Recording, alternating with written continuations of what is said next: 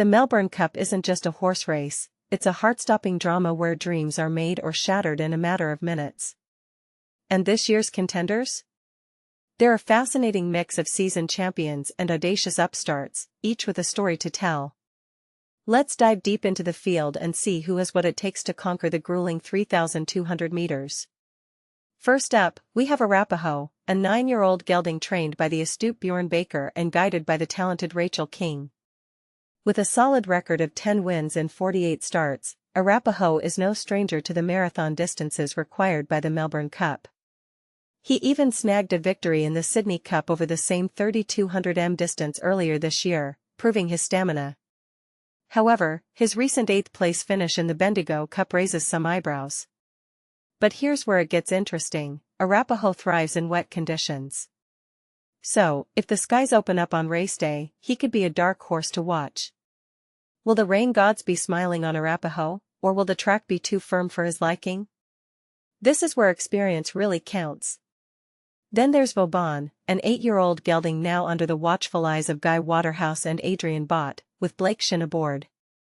Vauban made the big move from Ireland to Australia, but his transition hasn't been smooth sailing. He previously finished a disappointing 13th in the Group 1 Caulfield Cup. Despite initial high hopes, his performances so far have cast a shadow of doubt on his chances in the Melbourne Cup. Can Vauban overcome his past struggles and finally deliver the performance everyone expects? Or will he continue to struggle to adapt to the Australian racing scene? Representing Japan, we have Chevalier Rose, an 8-year-old entire under the guidance of jockey Damien Lane. He hails from the same stable as Mare de Glace, the 2019 Caulfield Cup champion. But here's the catch: Chevalier Rose lacks significant victories of his own. This raises a big question: can he live up to the legacy of his stablemate, or will he fall short of expectations? A firm track seems to be his preferred surface, so the weather will play a crucial role in his performance. Presage Nocturne, a 6-year-old trained by Alessandro Botti, is another horse to watch. He demonstrated competitive stamina with a commendable 4th-place finish in the Caulfield Cup. With impressive lineage and current form, many see him as a strong contender for a top-3 finish. Will Presage Nocturne continue his upward trajectory and secure a podium finish in the Melbourne Cup? He could be a real surprise package. Middle-earth, a 6-year-old gelding trained by Sire Mar, is looking for redemption after a disappointing run in the Caulfield Cup. While he boasts promising form from the UK, Mar himself has expressed concerns, suggesting that Middle-earth might need more time to acclimate to Australian racing. And this is the part most people miss: sometimes, it's not just about the horse's inherent ability, but also about how well they adapt to a new environment. Will Middle-earth overcome these challenges and rediscover his winning form? Maydane, a 5-year-old trained by Simon and Ed Crisford, also had a disappointing Caulfield Cup outing. However, he's generating buzz due to a significant change. James McDonald, a highly skilled and reliable jockey, has been assigned to ride him. Many believe this is a strong signal that Maydane's chances are improving. But here's where it gets controversial. Some argue that a jockey change alone can't magically transform a horse's performance. Is the switch to James McDonald a game-changer, or just a last-ditch effort to salvage Maydane's chances? Land Legend, another 6-year-old, failed to meet expectations in the Caulfield Cup, finishing dead last. Following such a poor result, it seems highly unlikely that he'll be able to reclaim a strong position in the Melbourne Cup. Sometimes, you just have to admit that a horse isn't quite up to the challenge. Veteran Smokin' Romans, at 9 years old and also trained by Sire Mar, might face a significant disadvantage in the grueling 3,200 race. While he has past achievements, including winning the Warrnambool Cup, his current form suggests that he might struggle to seriously contend for the win. Age can be a factor in long-distance races, and it remains to be seen if Smokin' Romans can defy the odds. Absurd, a 5-year-old, has consistently fallen short of expectations despite having a loyal following among punters.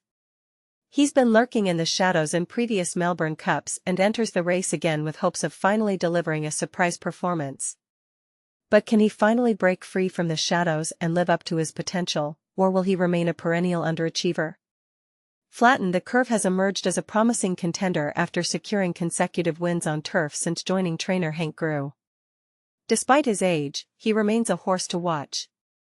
However, his lack of a lead-up run in Australia could potentially impact his performance.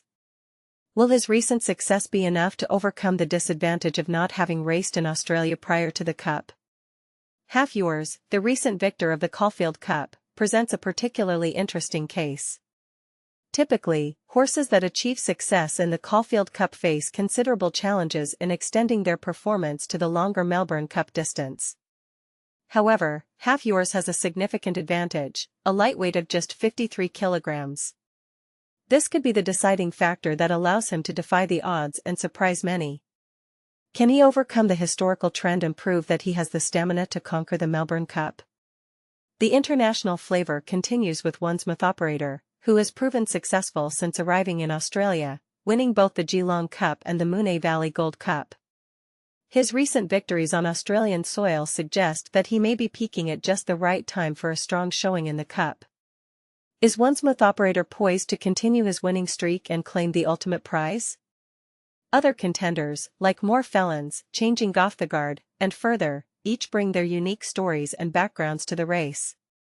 And let's not forget Parchment Party, an American-trained horse, highlighting the diverse international representation in this year's competition. However, his lack of experience on turf raises some valid concerns. Can Parchment Party adapt to the unfamiliar surface and overcome this potential disadvantage? Looking ahead, Goody Two Shoes, River of Stars, and Athabascan are among the entries that could potentially shake up the established order. River of Stars, in particular, has signaled promise through her performances in both the Sydney and Caulfield Cups. These horses represent the next generation of contenders, eager to make their mark on the Melbourne Cup stage. As the race day draws near, the excitement and anticipation continue to build around the potential and the past performances of these incredible athletes.